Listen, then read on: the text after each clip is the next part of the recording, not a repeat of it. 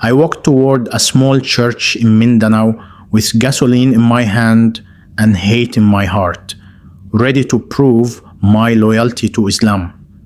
What could make a Muslim man like me drop the fire and fall to my knees before Jesus? My name is Khalil, and I am 24 years old. I was born in the southern island of Mindanao, where the mornings are hot and the nights carry the sound of crickets and distant waves. I grew up in a small house made of concrete blocks and tin roofing on the edge of Marawi. When rain hit our roof, it sounded like 1,000 tiny drums beating above our heads. My father was a strict Muslim man. He woke up every day at 4:30 a.m. sharp. I know the time because his old gray alarm clock would buzz loud enough to wake the whole house. He would wash his face, hands, and feet with cold water, even in December when the air felt cool on our skin. Then he would roll out his thin green prayer mat and bow low to the floor. I would watch him from the doorway when I was small, his back straight, his forehead pressed to the ground. He looked strong, certain, sure of who God was and what God wanted. By the time I was 7, I was praying beside him. By 10, I had memorized many verses from the Quran. By 12, I could lead prayer for younger boys at the madrasa near our home. The other parents would smile at me. Khalil is a good son, they would say. My father would nod, but he never smiled wide. For him, good was expected. Our town was mostly Muslim, but only 35 minutes away by jeepney was a Christian town near Iligan. When we passed through it, I noticed the white churches with tall crosses. I noticed the statues of Jesus with arms stretched wide. They felt strange to me. Wrong. At night, my grandfather would tell stories. He would sit on a woven mat, his white beard resting on his chest, prayer beads clicking in his hand. He told me about land we once owned, about fights, about unfair laws, about times Muslims felt pushed aside in our own island. His voice was calm, but the hurt was deep. Never forget who you are, he would say. We must protect our faith. Those words sank into me like seeds. In high school, I met boys who felt the same anger I felt but spoke it louder. They showed me videos on their phones, clips of arguments, news of church groups trying to preach in Muslim areas, stories of fights that had happened years before. Each story made my chest feel tight. When I was 18, fighting broke out in parts of Marawi. Smoke rose from buildings. Soldiers walked the streets. We heard gunfire at night. I remember standing on our roof one evening, watching a thin line of black smoke rise into the orange sky. The air smelled like ash and fear. After that, something inside me changed. I began to see Christians not as neighbors, but as a threat, not as people, but as the other side. When I saw young Christian students laughing in Iligan, I would turn my face away. I told myself they would never understand our pain. In college, I studied business, but my real lessons happened outside class. After Friday prayers, a few of us would gather behind the mosque. We were between 20 and 25 years old, strong, loud, certain. We spoke about respect, about honor, about not being weak. One night, as the sun went down and the sky turned deep purple, one of the older men said, "Faith is not just words, it is action." The word action stayed with me. I went home that night and lay on my thin mattress. The fan above me spun in slow circles. I stared at the cracks in the ceiling and imagined myself as a defender, brave, ready, loyal. I never asked if God needed defending that way. I only asked if I was bold enough to do it. The next morning, I woke before my father's alarm. 4:28 a.m. I washed with cold water and stood on my prayer mat. I bowed low. My forehead touched the tile floor. I whispered the words I had known since childhood, but something felt off. Not wrong, just heavy, like my heart was carrying a stone. Still, I pushed that feeling away. I told myself it was just stress, just memories of smoke and fear. I fasted extra days. I gave money to the mosque. I tried to prove my devotion through effort, yet the anger did not shrink. It grew. Every time I saw a cross on a hill or heard church bells in Iligan, I felt heat rise in my chest. My jaw would tighten. My hands would curl into fists without me knowing. One afternoon, I stood outside a small wooden church near the highway. The paint was peeling. The cross above the door leaned slightly to the left. It looked weak to me. I remember thinking, they think this protects them. I walked away that day, but the image stayed in my mind. Weeks later, during Holy Week, Christian towns were busy with songs and processions. I heard music drifting across the water at night, soft voices singing about love and sacrifice. Instead of moving me, it made me angry. I met my friends again behind the mosque. The air smelled of grilled fish and motor oil. One of them said, "They show their faiths openly. Why should we stay silent?" Another said, "Sometimes fear teaches faster than words." I did not speak, but I did not walk away. When I got home, my father was reading by a dim yellow light. He looked up at me. "You seem troubled," he said. "I'm fine," I answered. He studied my face for a long second. Then he returned to his book. That night, the wind was strong. It rattled our windows and made the tin roof creak. I lay awake, staring into the dark. I thought about the wooden church, about the leaning cross, about proving something. I told myself I was protecting Islam, but deep inside, a quiet voice asked a question I did not want to hear. If God is strong, why does he need your anger? I turned onto my side and pressed my eyes shut. The next day, I went back to the small church alone. I stood across the street. I watched a group of children walk inside laughing. They carried small candles. One little boy tripped and dropped his candle. An older woman bent down and helped him. They did not look like enemies. That confused me more than anything. I walked home fast, my steps hard against the pavement. I told myself, looks can lie. I told myself history cannot be erased by one small smile. Still, the image of that old woman helping the boy would not leave my mind. That night, my phone buzzed, a message from one of my friends. Meet tomorrow, midnight, important. My heart beat faster. I knew what that meant. I sat on the edge of my bed and I stared at my hands. They were steady, strong, capable. I could choose to stay home, or I could prove my loyalty. I looked at the clock on the wall, 10:17 p.m. Outside, the wind had stopped. The air felt still and thick. For the first time in my life, I felt like I was standing at the edge of something dark and wide, like the deep part of Lake Lanao where you cannot see the bottom. I whispered a short prayer, not for peace, but for courage. Have you ever believed so strongly that you were right, that you did not see how close you were to becoming the very thing you feared? The sun was low and red when I walked toward the old church at the edge of town. It was 6:12 in the evening. I remember because the call to prayer had ended only minutes before, and the sky still held that soft orange glow that makes the world look calm even when your heart is not. My chest felt tight, like a rope was pulled around it. There were 6 of us. We moved in a line along the dirt road. Our slippers scraped against gravel. A tricycle passed once, Then the road went quiet.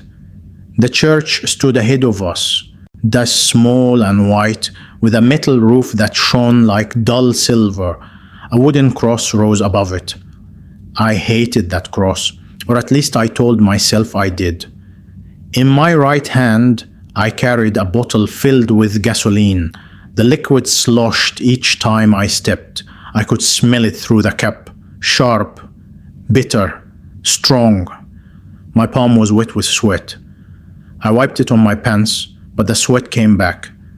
My cousin walked beside me. His jaw was tight. He said nothing. None of us spoke. We did not need words. We had spoken enough the night before. We had said this was justice. We had said this was strength. We had said this would send a message.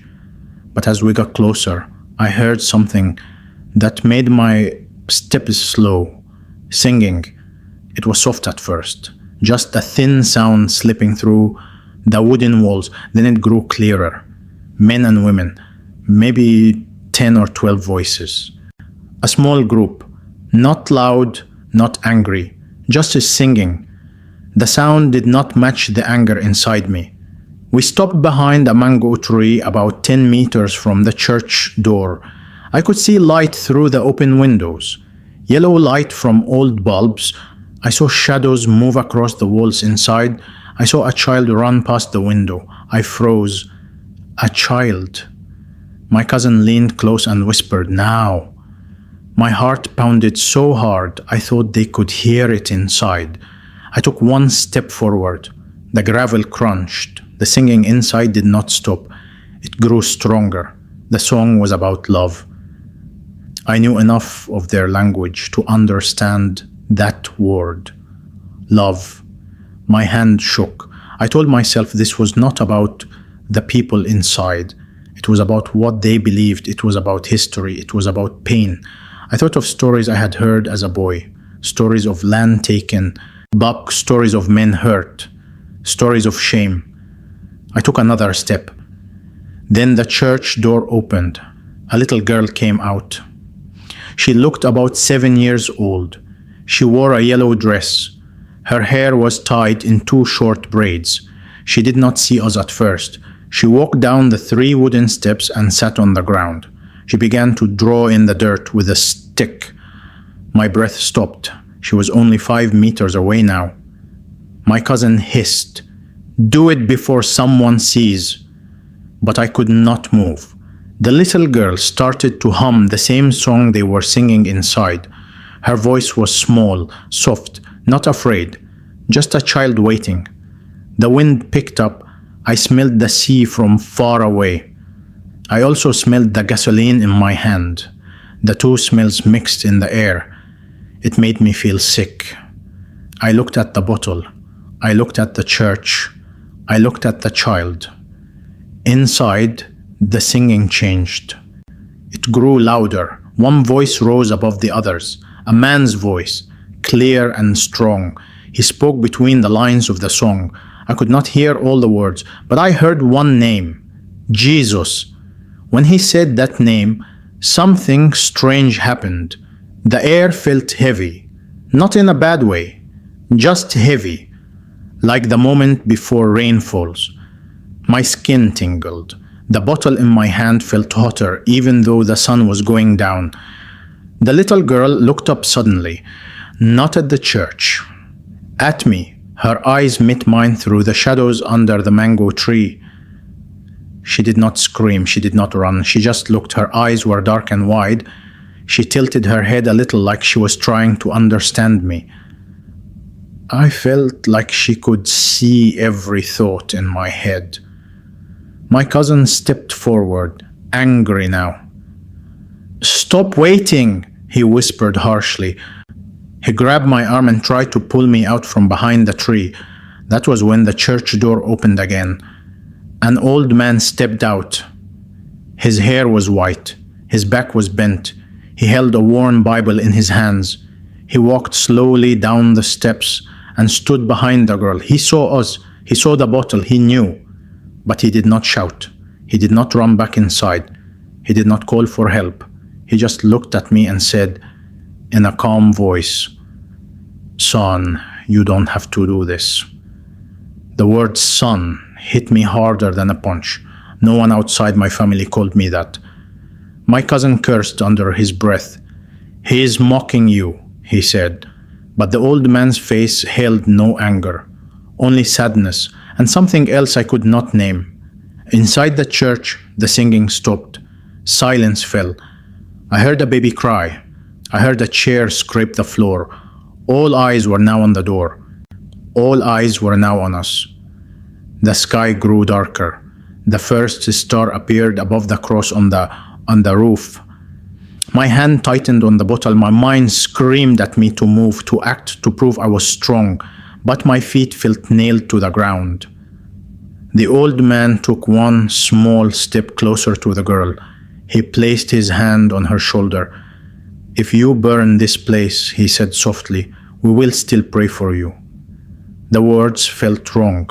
They did not fit the story in my head. They did not fit the anger I had fed for years. Pray for me? Why would they pray for me? My cousin raised his own bottle now. "Enough!" he shouted. The girl flinched at his voice. In that moment, the wind blew hard. The mango leaves shook above us. The cross on the roof creaked. And deep inside my chest, something began to crack. Was I about to light a fire that would never stop burning, even inside me? My cousin struck the lighter. The tiny flame jumped to life with a sharp click. It was no bigger than my thumb, but in the dark it looked bright and wild. The wind pushed it sideways. The smell of gas grew thick in the air. My heart pounded so hard I felt it in my throat. "Now!" he shouted. He stepped out from behind the mango tree. Gravel snapped under his feet. The old man pulled the little girl close to his side. The church door behind them swung open wider. I saw faces inside, wide eyes, open mouths. No one ran. No one screamed. My cousin lifted his bottle high. I moved without thinking. I grabbed his wrist. The bottle shook in his hand. Gas splashed on the dirt near the church steps. The smell burned my nose. The lighter flame flickered close to the liquid. One drop caught fire. A small orange line ran across the ground like a snake. I kicked dirt over it fast. My slippers scraped hard. The flame died with a soft hiss. My cousin stared at me like I had struck him. "What are you doing?" he yelled. The other men stepped back. One of them cursed. Another looked at the church, then at me, unsure. I did not let go of his wrist. My hand shook, but I held tight. "I can't," I said. The words felt heavy, like stones in my mouth. "You're weak," he spat. The lighter slipped from his fingers and fell to the ground. The flame went out. Smoke curled up thin and gray. The old man took one slow step forward. The girl hid behind his leg, but she peeked out. Her eyes were still on me. The sky was almost black now. Only a thin line of red sat low on the horizon. The cross on the roof stood dark against the fading light. Inside my chest, the cracking grew louder. I felt like two men were fighting inside me. One screamed to prove myself. The other whispered to stop. The old man raised his Bible. "Jesus sees you," he said softly. When he spoke that name again, something strange filled the space between us. The wind stopped. The leaves above us grew still. Even the insects seemed quiet. My cousin pulled his arm from my grip. "You shame us," he said. He lifted his bottle again, but his hands were not steady now. I stepped in front of him. "If you burn this place," I said, my voice shaking, "you burn me too." The words surprised me. I did not plan them. They just came. The men behind us looked at each other. One lowered his bottle. Another stepped farther back into the shadows. My cousin's face twisted with anger. "Move." I did not move. The old man's eyes were wet. He did not look afraid. He looked sad for me. The girl let go of his leg. She walked 3 small steps forward. She stood only 2 meters from me now. She held something in her hand. It was a small wooden cross on a string. It hung from her neck. She pulled it off and held it out toward me. "For you," she said in a tiny voice. My breath caught. I stared at that cross. I had told myself I hate that shape. I had told myself it meant wrong. But in that moment, it did not look like hate. It looked like a gift from a child. My cousin laughed, but it sounded weak. "Don't touch it," he warned. I slowly reached out. My fingers brushed the wood. It was warm from her skin, smooth at the edges, light as a feather. When I took it, a rush of heat moved through my chest, not burning like fire. That warm like sunlight on your face after rain. Tears filled my eyes. I did not understand why. The old man spoke again. "He loves you." No one had ever said that about Jesus to me like that. Not with anger, not with pride, just simple, just true in his voice. My cousin threw his bottle hard onto the ground. It shattered. Gasoline spread in a dark pool at our feet. "This is madness," he said. "You choose them?" I shook my head. "No," I whispered. "I choose not to hate." The men behind us dropped their bottles one by one. The glass cracked against stones. The smell of gas filled the air, but no flame came. The church doors opened wider. 2 women stepped out. One held a baby. The baby cried once, then went quiet. No one cheered. No one clapped. They just watched. The old man walked down the last step. He stood 1 meter from me. He placed his free hand gently on my shoulder. "Come inside," he said. The word inside felt big. It felt like a line drawn in the sand. If I stepped forward, I knew my life would change. My friends would turn away. My family might not understand. The road behind me would close. My cousin turned and walked into the dark without another word. The others followed him. Their footsteps faded down the dirt road. I stood alone in the open space between the mango tree and the church steps. The wooden cross lay in my palm. The girl smiled at me. Small, brave. I looked up at the cross on the roof. I looked at the open door. I looked at the old man waiting. Was I ready to walk through that door and never be the same again? I stepped over the broken glass. The dirt was wet with gasoline. The smell still burned my nose. Each step felt slow, like I was walking through deep water. The church door stood open only 3 meters away. Warm yellow light spilled out onto the ground and touched my feet. The old man waited just inside the doorway. The little girl stood beside him, her small hand wrapped around his finger. I could hear my own breathing, in and out, fast, loud in my ears. When I reached the first wooden step, I stopped. I turned my head once and looked back down the dark road. It was empty now, no shadows, no men, just night. The mango tree swayed again in the soft wind. The world felt the same, yet I felt different. I lifted my foot and stepped inside. The air changed at once. It smelled like old wood and candle wax. The room was small, maybe 6 rows of benches. A single fan turned slow above us, making a soft ticking sound. A woman held a baby close to her chest. 2 boys stood near the wall, their eyes wide. No one spoke. I stood in the center aisle 10 steps from the door. My hand still held the small wooden cross. It felt warm, like it had a pulse. The old man closed the door behind me. The click sounded loud. Fear hit me then, not fear of them. Fear of what I had done outside.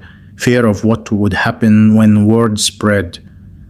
I saw my father's face in my mind. I heard my cousin's voice calling me weak. My knees felt soft. The old man guided me to the front. There was a simple wooden table there. A Bible lay on top. Its cover was worn and bent at the corners. He placed his hand over it, then looked at me. "What is your name, son?" he asked. My throat felt dry. "Ibrahim," I said. He nodded. "Ibrahim," he repeated, like the name mattered. He opened the Bible slowly. The thin pages made a soft rustle. The key turned to a page and pointed. "I want you to listen," he said. His voice was calm, steady. He began to read. I did not understand every word, but I heard this: "Love your enemies, pray for those who hurt you." The words hit me like cool rain after heat. Love your enemies. I had come to be an enemy. Tears filled my eyes again. I tried to blink them away, but they fell down my cheeks. I did not remember the last time I cried in front of others. The little girl stepped closer and slipped her small hand into mine. Her fingers were tiny. She did not pull away. The old man closed the Bible. "Jesus stopped you tonight," he said gently. The room was so quiet I could hear the fan turn above us. I shook my head. "Why?" I whispered. "Why would he care about me?" The old man smiled, not big, just soft. "Because he loves you." The same words again. Simple, clear. A warmth spread through my chest, slow and steady. Not loud, not wild, just deep. The anger I had carried for years felt like ice melting. It did not break all at once. It just began to fade. The old man bowed his head. "May I pray for you?" he asked. I hesitated only a second. Then I nodded. He placed his hand lightly on my shoulder. The others bowed their heads too, even the boys near the wall. The baby made a small sound, then went still. He prayed in a soft voice. He asked for peace. He asked for healing. He asked for a new heart for me. As he spoke, I felt something inside me shift, like a door opening in a dark room. Light moved in where hate had lived. When he finished, no one clapped. No one shouted. The silence felt holy. I looked at the cross in my hand. "I don't understand everything," I said slowly. "But I don't want to hate anymore." The old man nodded. "That is where it begins." Outside, a dog barked far away. The night moved on like any other night. But inside that small church, my life had turned in a new direction. I knew the road ahead would not be easy. I knew my family would ask hard questions. I knew some friends would walk away. But as I stood there with the smell of wood and wax around me, with the small hand of a child holding mine, I felt a peace I had never known. Was I ready to face the storm that would come when the world found out what happened inside this church? The storm came the next morning. By 7:03 a.m., word had already spread through our retreat. I could feel it before I saw it. Doors closed when I walked past. Voices dropped to whispers. A tricycle slowed beside me, then sped away. The air felt heavy, not like before hard rain. My cousin stood outside our house when I arrived. His arms were crossed, his eyes were red from anger or lack of sleep, maybe both. "You went inside," he said. It was not a question. I nodded. My father stepped out behind him. His face looked older than it had the night before. Deep lines cut across his forehead. He looked at me for a long time without speaking. "Is it true?" he asked. I felt the small wooden cross in my pocket.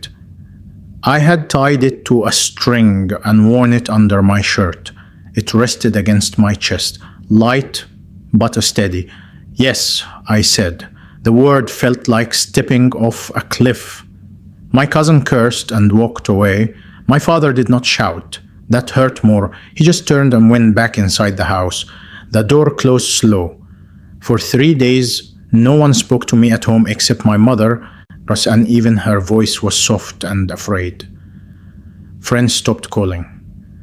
Men at the mosque looked past me like I was not there. The road I had known all my life felt strange under my feet. But each evening at 6:12, when the sky turned orange, I walked the dirt road to the small white church. The first night I was scared. I thought someone might follow me. I thought stones might fly. None did. The old man greeted me at the door. The little girl smiled wide when she saw me. She waved like I had been gone for years. Inside, the same fan turned slow above us. The same benches stood in neat lines. The same soft singing filled the air. But now I did not stand outside in the dark. I stood inside the light. The anger that once burned in me felt far away, like smoke after a fire has died.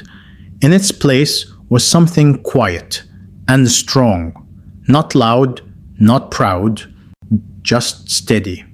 One evening, after prayer, I helped the old man fix a broken step at the church door. I held the wood while he hammered. The sound rang sharp in the still air. Each nail felt like it was sealing a new path in my life. I looked at the cross on the roof. I did not see an enemy sign anymore. I saw the place where my hate had stopped. I do not know what the future holds. I know some doors have closed. I know others have opened. I lost the praise of men I once wanted to impress. But I found peace I did not know I needed. The night I almost lit a fire, Jesus stopped me. Not with force, not with fear, but with love. And if he could stop a heart like mine, what could he do with yours?